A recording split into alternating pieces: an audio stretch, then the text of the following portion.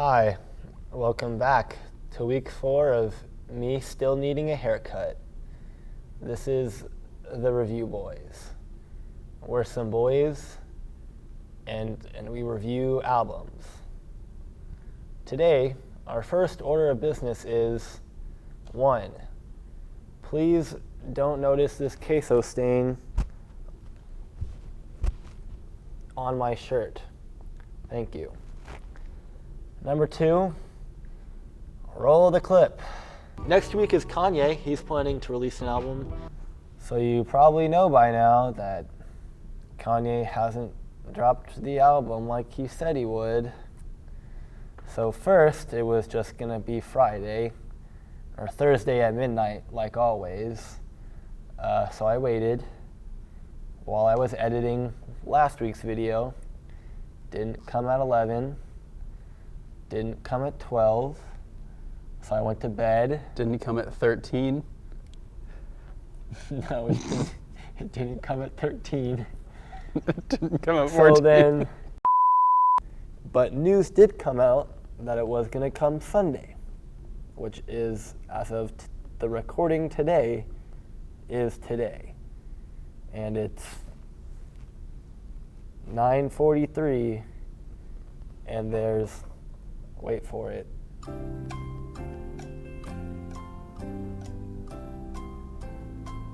no Kanye album.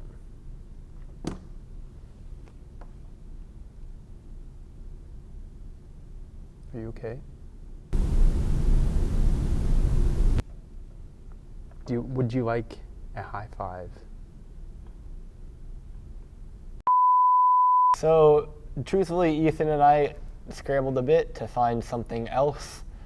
Though honestly, we really did. We kind of knew this was coming, so we tried to find something. Yeah. But I couldn't really find anything. So last minute, I think while I was editing Thursday night for last week's video, I just stumbled upon Marc Bassy. I'm probably just butchering his last name. Literally no clue how to say it. Sorry, I think it's Marc Bassy. Marc Bassy, Marquee, like Marquee. It's Bassy, I think. Okay. Yeah. Regardless. Yeah. Stumbled upon this. I've heard some of his stuff, a handful of singles here and there. So, and I really enjoyed them. So, that said, I didn't really know what to expect, and truthfully, I feel kind of handicapped coming to this album not knowing anything about him, and I didn't have any time to catch up on his previous releases because we were kind of depending on the Kanye album to come, and it didn't, so we scrambled for another album, so I didn't really have time to catch up and really get a grounding on what his discography is really, because he does have a pretty substantial discography that I feel like is appropriate to get to know before you would review an album of his. But this was his first album that was independently produced, I think. Yes, yeah, he's been in and out of record deals for a while. He started his own, basically. Mm-hmm, yeah. So 32-year-old Marc is on his 4th album here with PMD, or Postmodern Depression. He began making music in the early 2010s and has worked with the likes of Ty Dolla $ign, Kalani, G-Eazy, and Skizzy Mars. He has a pretty flexible sound using genres like reggae pop, hip-hop, soul, and R&B. And like I said, I don't have a huge grounding in his discography and all the sounds he's used, but the couple of songs I've heard have represented those sounds well, I thought. But yeah, I just feel like I'm kind of missing important context to compare this album with. I don't really have any expectations. I just felt kind of going blind into it. I don't have much in the way of expectations or ideas of what Marc is in order to compare or measure what this album is against. That said, there's definitely a lot to unpack here. I'm just going to say it. Ethan and I really disagree a lot on this album. Yeah, definitely.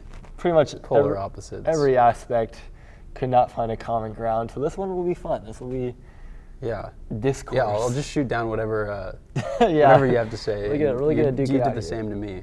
Overall, I kind of struggled a little bit to really piece together what this whole project was trying to say together, get what the flowing theme was. In general, I could deconstruct individual songs and figure out what they were trying to say, but as far as knotting it all together, I wasn't quite there. And I'm not sure if it's something where I just need to get a couple more listens in to really feel it out, and I just missed it, or if maybe Marc didn't quite hit the mark on what he was trying to say. So yeah, what were you thinking? Yeah, yeah. I wasn't really expecting much of anything. I hadn't heard this artist before, so it's a new thing. My main issue with this album is that all the tracks kind of have the same aesthetic, so much so that you could just take the lyrics from another track or even the melody or whatever and put it somewhere else. Like on the record, like from Yeah. different songs? Okay. Just from different songs. And I really think if someone wants to be coherent as an artist, they have to know how to not just say things over a track, but make that track reflect what they're saying in some way. Like text painting, basically. Yeah, something that's gonna make me think about this more deeply rather than just presenting an idea or some poetry. And he's a decent lyricist. Like, there are some, okay lines in there.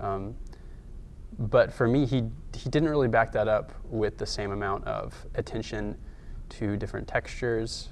There were really no iconic instrumental lines or any catchy melodies that weren't sung, which I think can exist within pop music.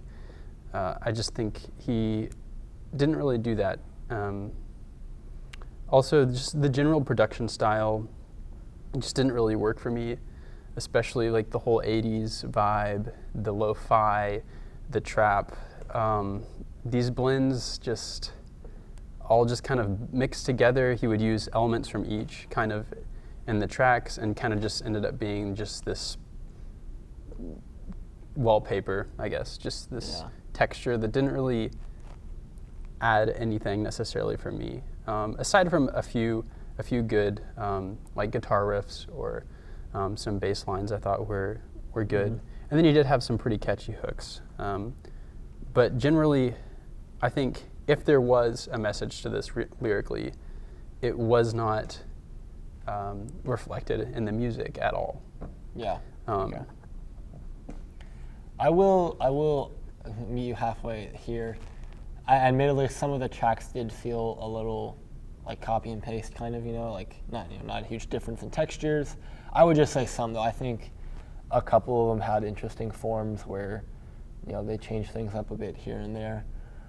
In an interview I saw somewhere online, he was talking about this album and how he had never really been given the chance to be political in any way. And he also criticized a lot of rappers for just saying like F Donald Trump and really going about this political debate in a negative way. And he was saying that his album was something that was approaching this concept in a more constructive way of like, let's talk about this, and how he's bringing in influences of not just where he's from, but a lot of his relatives are just on different sides of the political spectrum. And he kind of wanted to make this album some sort of statement of that kind of we need to open a conversation rather than just like saying these things. Okay. But when I listened to the album, I really didn't get any of that. None of even that message really showed through. I'm not quite sure what his message is. Yeah, I would agree. That's kind of odd to me because there was nothing. None of it really struck me as political. Maybe some social commentary. Yeah. But yeah, nothing really political. So, I think that's a fair question mark. Like, why did you say that and then not? Yeah. So, yeah. With the theme of postmodern depression, I think he's making a statement how, you can have material wealth, you can have your 15 minutes of fame, but it's still not going to make you happy. And I think this might be a bit of an overgeneralization of what happens, but I think he just kind of misses the point, when it comes to resolving this whole, what is the deal with postmodern depression? Like, why do we have it? What's the answer? I think he just kind of misses the mark a little bit, because in the end for him, it's just about like getting a girl, and a lot of the album focuses on broken relationships, and I think he gets it backwards sometimes when he says like I need you to be here with me, and then I'll fix my stuff, and then I'll get rid of these bad habits I have. Yeah. He's like, instead of these material problems, I'll pour all my problems into this person and have them save me. Yeah, exactly. And that's where I think he's maybe wrong in my view. Yeah, I feel like we could dig into it further. And it's a tricky line too. Like, I'm not saying he is completely misguided, because the last song is kind of sad. Like, he's just like, I just want someone to hold me, is basically what he is like, and not just hold me physically, but like he says, hold my head. And so I think he's wrestling a lot with mentally. Obviously, it's about depression, and so I don't know. I think it's a little complex for us to unpack entirely in like a 20-minute video. I feel like he's really trying to say something. I just don't know.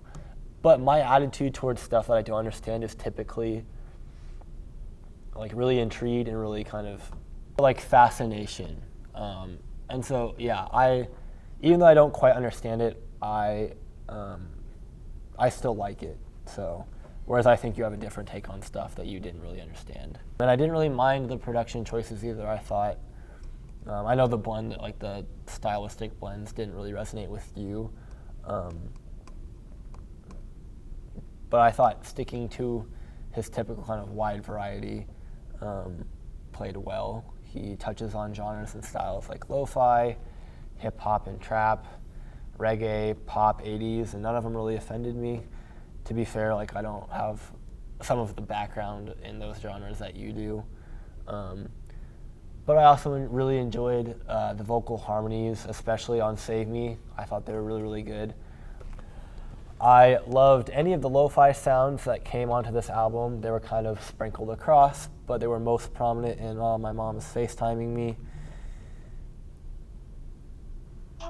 Hey, we're filming. Can I call you back in an hour? You're doing what? We're filming. Oh, hey, will we be in your YouTube video? You might make the bloopers. Say hi to Ethan. Yo. Hi. Anyways, So hear you say sprinkled again. I like the lo-fi beats. This is the last take. I like the lo-fi beats.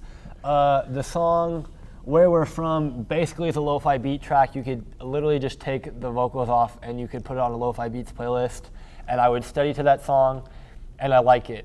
Moving on. And Ethan is a no-fun lo-fi beat hater, and that's going in the final cut. Die Hard really sounds like a Tove Lo song. I thought her name was Tuve Lu, but everyone else is because it's European. You thought her name was what now? Is he?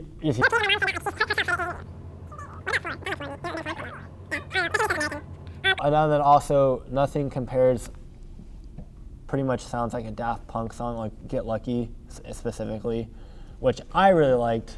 And of course, Ethan, what did you think?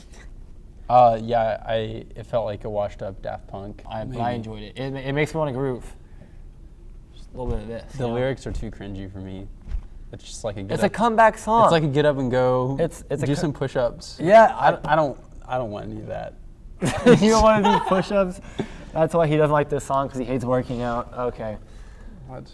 Never mind. And then another disagreeing point, I thought he has a nice wide vocal range, not just like range as in like on the piano from like C4 to whatever. But like he can like kind of switch up like his rapping and his singing and the vocal harmonies, and he can go high. But yeah, I thought his vocals were good. He can't sing. Oh my gosh. He can't sing. Let's just say our scores. Okay. Ready? 3. That's really low. 2. Oh, okay. 1. 8. 2. Oh my god, that's even lower. If you add them up, you get 10. This album was a 10. Thanks for listening. Everyone go home. Okay, no, really, summarizing thoughts. I just like music. I don't know. It's intriguing to me. I like seeing people wrestle with stuff, ideas that, I just like seeing people wrestle with stuff. That's as much as I can. And I think we just have different like tastes musically. Thoughts? What are your thoughts? Oh, I'm not going to justify my 2. You have to. That's our job. That's what we do here. I think music.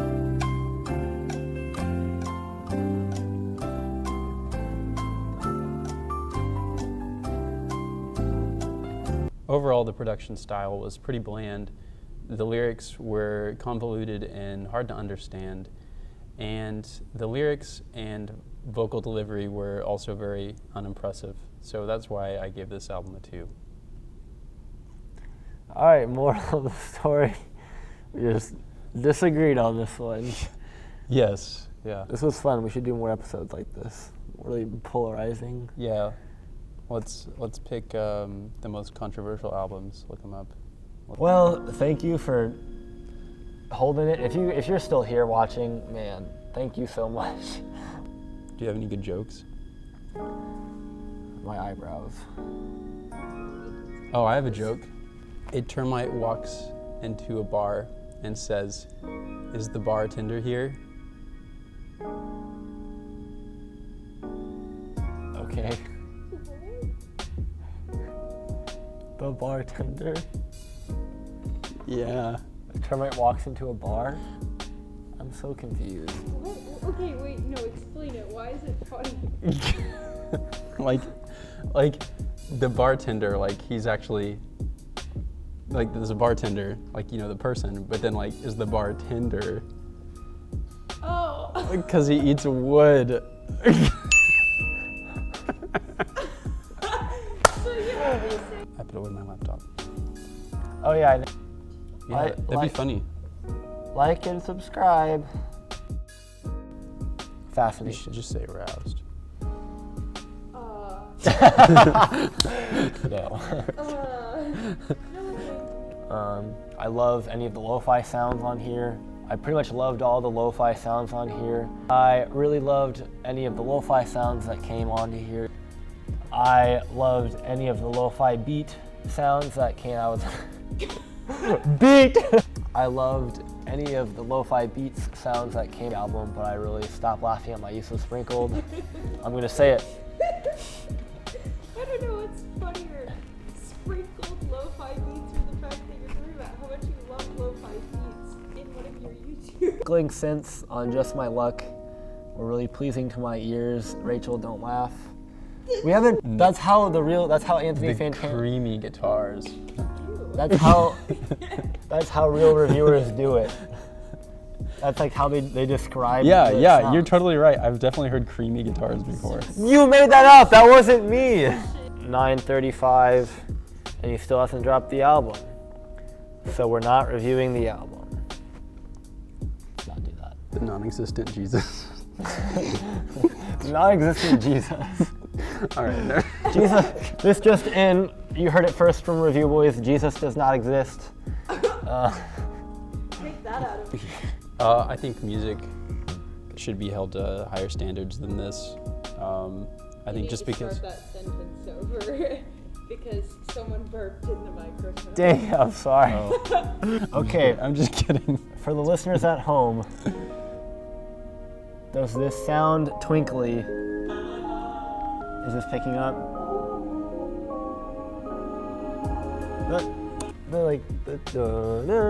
It's like a twinkly effect. Yeah. Okay. He should have named it Twinkle Song.